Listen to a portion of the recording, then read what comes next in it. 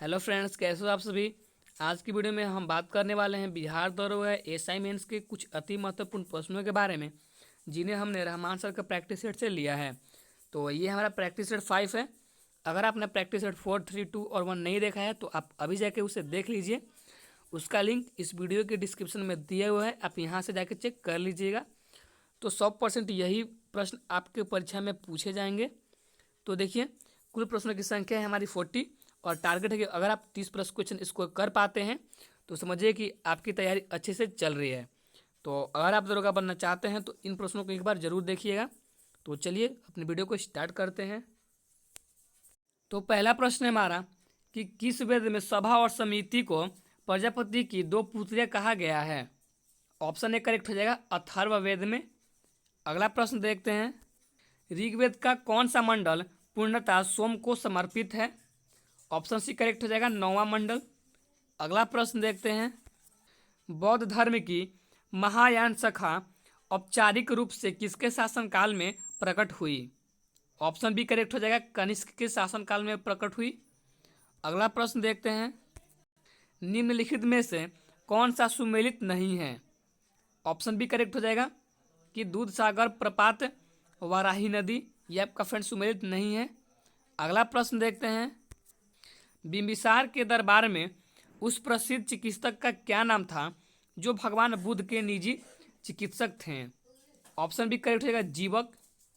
अगला प्रश्न देखते हैं, भारत की सर्वाधिक वर्षा मुख्यतः प्राप्त होती है कहाँ से। तो ऑप्शन सी करेक्ट हो जाएगा दक्षिण पश्चिम मानसून से।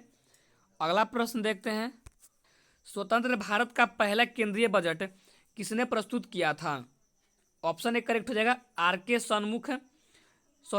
सन्मुखम सेठी ने। अगला प्रश्न देखते हैं, चंद्रगुप्त मौर्य ने किसको पराजित कर मौर्य साम्राज्य की स्थापना की थी।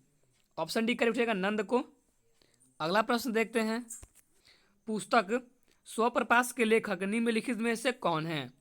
ऑप्शन बी करेक्ट हो जाएगा मनीष कुलश्रेष्ठ। अगला प्रश्न देखते हैं, प्राकृतिक रबड़ किसका बहुलक है। ऑप्शन बी करेक्ट हो जाएगा आइसोप्रीन का। अगला प्रश्न देखते हैं, निम्नलिखित में से कौन सा देश सार्क का सदस्य नहीं है। ऑप्शन ए करेक्ट हो जाएगा सिंगापुर। अगला प्रश्न देखते हैं, प्रिंस ऑफ वेल्स कप किस खेल से संबंधित है। ऑप्शन डी करेक्ट हो जाएगा गोल्फ खेल से संबंधित है। अगला प्रश्न देखते हैं, अंगोरा ऊन की प्राप्ति किससे होती है। ऑप्शन बी आपका राइट आंसर हो जाएगा खरगोश से। अगला प्रश्न देखते हैं, पश्चिम बंगाल के बाद कौन सा राज्य दूसरा सर्वाधिक जूट उत्पादन करने वाला राज्य है। ऑप्शन डी करेक्ट रहेगा बिहार। अगला प्रश्न देखते हैं, संविधान के किस अनुच्छेद में बजट की बात की गई है। ऑप्शन सी आपका राइट आंसर हो जाएगा अनुच्छेद 112 में। अगला प्रश्न देखते हैं, आपराधिक मामले किस सूची के अंतर्गत आते हैं। ऑप्शन सी करेक्ट हो जाएगा समवर्ती सूची के अंतर्गत आते हैं। अगला प्रश्न देखते हैं, संविधान सभा में उद्देश्य प्रस्ताव किसने प्रस्तुत किया था। ऑप्शन बी करेक्ट हो जाएगा जवाहरलाल नेहरू ने। अगला प्रश्न देखते हैं, भारतीय संविधान सभा में कुल कितनी महिला सदस्य थीं। ऑप्शन डी करेक्ट हो जाएगा 15। अगला प्रश्न देखते हैं, वित्त आयोग के अध्यक्ष व सदस्यों की नियुक्ति राष्ट्रपति द्वारा की जाती है, लेकिन सदस्यों की अर्हताओं को कौन निर्धारित करता है। ऑप्शन सी आपका राइट आंसर हो जाएगा संसद निर्धारित करता है। अगला प्रश्न देखते हैं, निम्नलिखित में से किसने राष्ट्रपति शासन को मृत पत्र की संज्ञा दी थी। ऑप्शन ए आपका राइट आंसर हो जाएगा भीमराव अंबेडकर ने। अगला प्रश्न देखते हैं, भारतीय संविधान के किस भाग में केंद्र राज्य विधायी संबंध दिए गए हैं। ऑप्शन बी आपका राइट आंसर हो जाएगा भाग 11 में। अगला प्रश्न देखते हैं, निम्नलिखित में से कौन जनन के प्रकार होते हैं। ऑप्शन डी यहाँ पे आपका राइट आंसर हो जाएगा उपयुक्त सभी, यानी कि लैंगिक, अलैंगिक और विखंडन तीनों आपके जनन के प्रकार होते हैं। अगला प्रश्न देखते हैं, प्रकाश वर्ष इकाई है किसकी। तो ऑप्शन बी करेक्ट हो जाएगा दूरी की। अगला प्रश्न देखते हैं, एनीमोमीटर से मापते हैं किसे। तो ऑप्शन डी टिक करिएगा पवन का वेग, पवन के वेग को हम एनीमोमीटर से मापते हैं।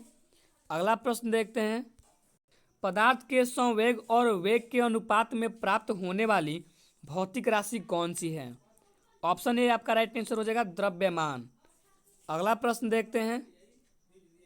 वर्ष 2019 में उच्चतम न्यायालय में न्यायाधीशों की कुल संख्या मुख्य न्यायाधीश सहित कितनी करने का प्रावधान होता है? ऑप्शन बी आपका राइट आंसर हो जाएगा 34। अगला प्रश्न देखते हैं। निम्नलिखित में से किस राष्ट्रीय जल मार्ग से ब्रह्मपुत्र नदी पर सादिया से धुबरी को जोड़ा जाता है? ऑप्शन बी करेक्ट हो जाएगा राष्ट्रीय जल मार्ग संख्या 2 के द्वारा। अगला प्रश्न देखते हैं।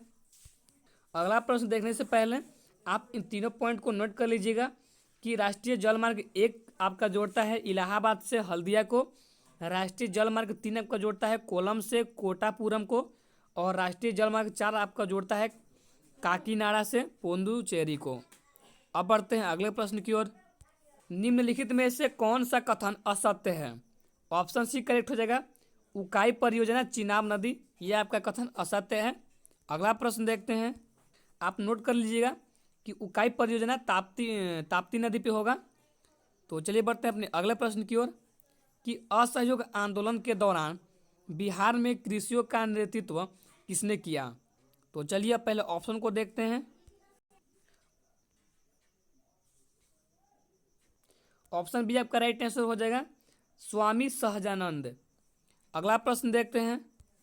भारतीय संविधान के किस भाग एवं अनुच्छेद में नागरिकता से संबंधित प्रावधानों का उल्लेख है?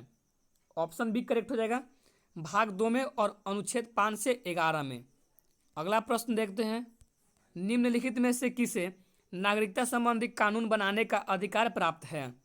ऑप्शन डी करेक्ट होगा संसद को। अगला प्रश्न देखते हैं। निम्नलिखित में से किस राज्य में समान नागरिक संहिता लागू है? ऑप्शन सी करेक्ट होगा गोवा में। अगला प्रश्न देखते हैं। टीपू सुल्तान की मृत्यु श्रीरंगपट्टनम की कौन सी आखिरी युद्ध में हुई थी? तो चलिए सबसे पहले ऑप्शन को हम देख लेते हैं। तो ऑप्शन नंबर सी आपका करेक्ट आंसर हो जाएगा 1799 वाले युद्ध में हुई थी। अगला प्रश्न देखते हैं। निम्नलिखित में से कौन सा रोग बैक्टीरिया यानी कि जीवाणु द्वारा होता है? ऑप्शन बी करेक्ट हो जाएगा निमोनिया। अगला प्रश्न देखते हैं। निम्नलिखित में से कौन सी भौतिक राशि जो मात्रा के वृद्धि के बाद भी प्रभावित रहती है? ऑप्शन डी करेक्ट होगा घनत्व। अगला प्रश्न देखते हैं। दिल्ली के किस सुल्तान ने सबसे ज़्यादा नहरों का निर्माण कराया था? ऑप्शन ए करेक्ट हो जाएगा फिरोज शाह तुगलक। अगला प्रश्न देखते हैं। खो खो लाइन में आपके कितने क्रॉस लाइन होते हैं? तो आपका ऑप्शन ए करेक्ट हो जाएगा 8, यानी कि खो खो खेल में आपके 8 क्रॉस लाइन होते हैं। अगला प्रश्न देखते हैं। निम्नलिखित में से कौन सा कथन गलत है? ऑप्शन ए यहाँ पे आपका राइट आंसर हो जाएगा कि पृथ्वी की सतह से ऊपर या नीचे जाने पर जी का मान बढ़ता है। ये आपका गलत है फ्रेंड्स।